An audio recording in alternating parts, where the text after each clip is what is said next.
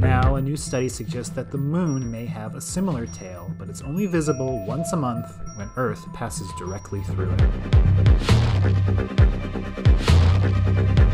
Seeing parts of the moon that we have never seen before. Check this out. Le 20 novembre 1969, alors qu'il remontait vers le module de commande, le commandant Charles Conrad Jr. et le pilote du module lunaire Alan Bean ont lâché le véhicule de lancement Apollo 12 qui s'est écrasé sur la Lune. Immédiatement après l'impact, un événement extrêmement inattendu s'est produit. Il a été rapporté que la Lune a eu un effet sismique semblable à celui d'une cloche pendant plus d'une heure. Mais qu'est-ce que la NASA espérait exactement accomplir avec cette expérience ? Et pourquoi l'a-t-elle menée en premier lieu? Pour le savoir, regardez cette vidéo jusqu'au bout, car vous ne voulez pas la manquer. Les chercheurs de la NASA souhaitaient mieux comprendre la composition de la Lune et la façon dont elle s'est formée. Au cours de la mission Apollo 12, les astronautes ont installé une expérience sismique passive, PSE, sur le site d'atterrissage dans le cadre de l'ensemble plus vaste d'expériences sur la surface lunaire, ALSEP. Une fois les astronautes d'Apollo 12 rentrés en sécurité dans le module de commande, ils ont écrasé le module lunaire sur la surface de la Lune. L'impact a été équivalent à la détonation d'une tonne de TNT et a déclenché ce que l'on appelle un tremblement de Lune, le premier tremblement de Lune provoqué par l'homme. Les sismomètres PSE ont enregistré les vibrations résultantes, qui étaient bien plus fortes et duraient plus longtemps que ce que les experts avaient prévu. Elles ne ressemblaient en rien aux secousses sismiques auxquelles nous sommes habitués. La NASA a repris ses études sur les tremblements de Lune, avec des résultats identiques lors des missions Apollo 13, 14, 15 et 16. Ces résultats ont choqué à l'époque, car ils indiquaient que la Lune était beaucoup moins dense que la Terre, ce qui est le cas. La Lune n'est que 60% aussi dense que la Terre. Cela signifie-t-il pour autant que la Lune est creuse?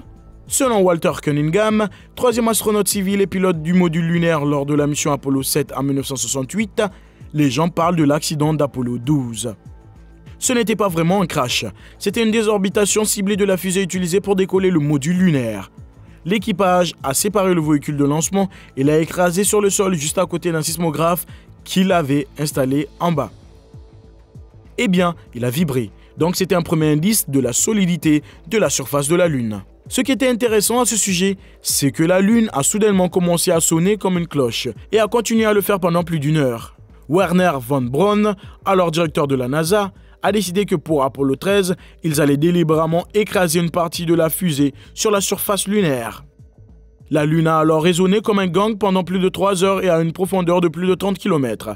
Ce phénomène était inattendu et continue de laisser de nombreux scientifiques perplexes. Comme la Lune est principalement formée de la surface d'une roche appelée basalte, on suppose qu'elle doit être creuse. Bien qu'il s'agisse d'une roche légère, elle absorbe beaucoup d'impact. Pour cette raison, on ne s'attendrait pas à ce que la Lune se réverbère après un choc important si toute sa surface était formée du même type de roche. La raison en est que l'idée que la Lune soit creuse contredit tout ce que nous savons de la physique.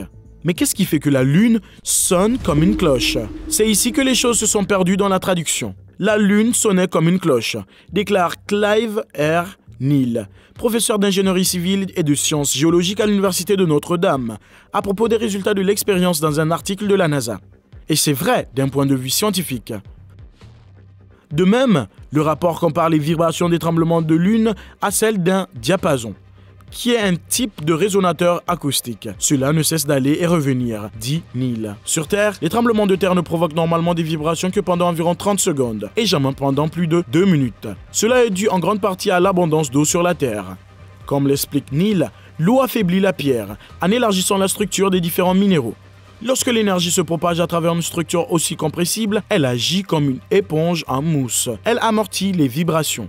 Pendant ce temps, tous les tremblements de Lune provoqués par la NASA ont duré plus de 10 minutes. L'onde de choc du tremblement de Lune d'Apollo 12 a mis plus de 8 minutes pour atteindre son point culminant après l'impact et près d'une heure pour s'estomper complètement. Cependant, nous avons maintenant une très bonne explication scientifique à ce phénomène. À notre connaissance, il n'y a pas beaucoup d'eau sur la Lune. La plupart sont des glaces, et la Lune est beaucoup plus sèche et rigide que la Terre. Par conséquent, la composition de la Lune fait que les vibrations sonnent et persistent pendant une période de temps considérablement plus longue.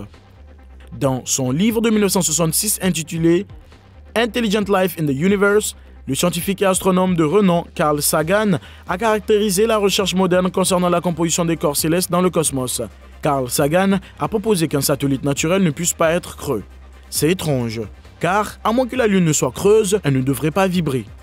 Cela impliquerait qu'il s'agit de quelque chose d'artificiel. Certains scientifiques pensent que des zones importantes de la Lune ont été creusées. Si c'est le cas, il y a de fortes chances que cela n'ait pas été accompli naturellement.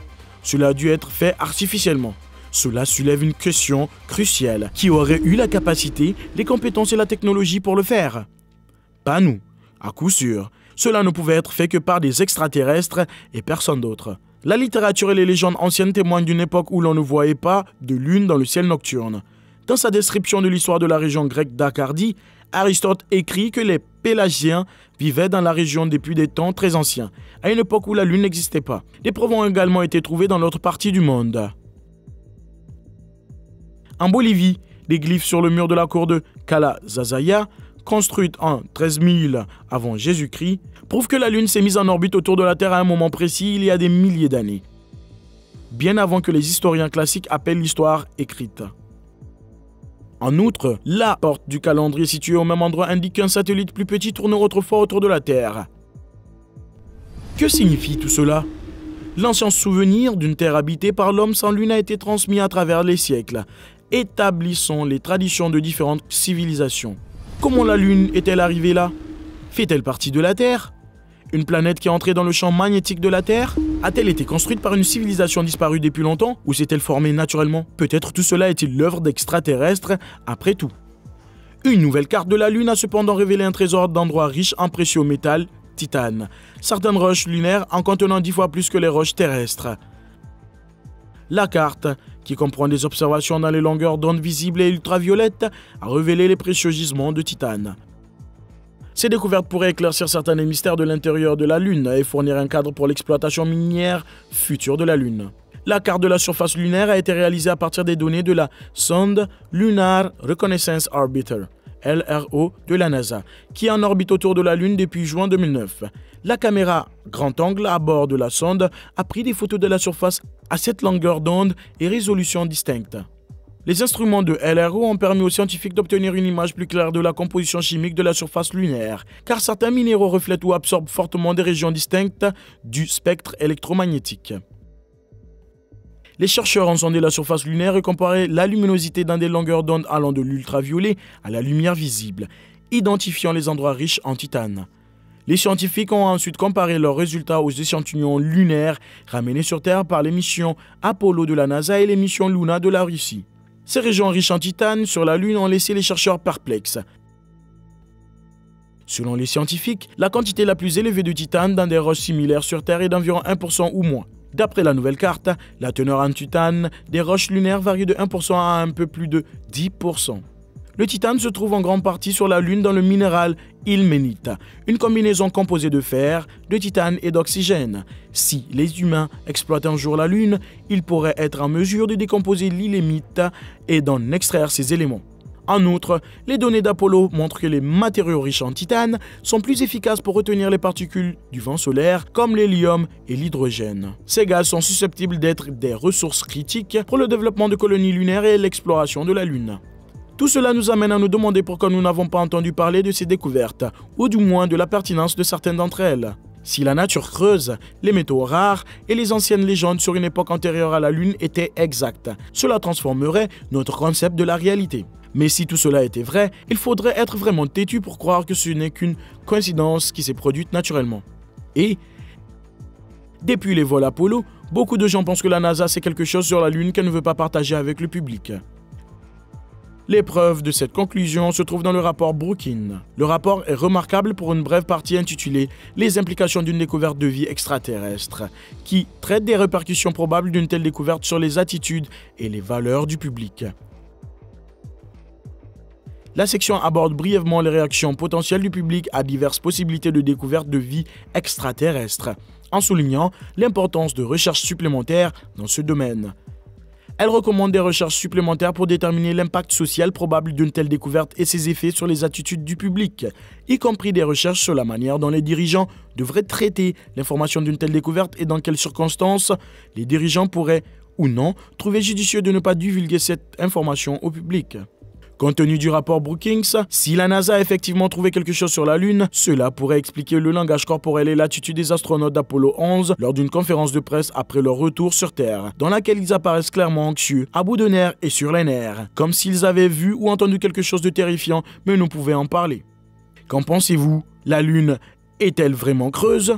Dites-le nous dans les commentaires ci-dessous.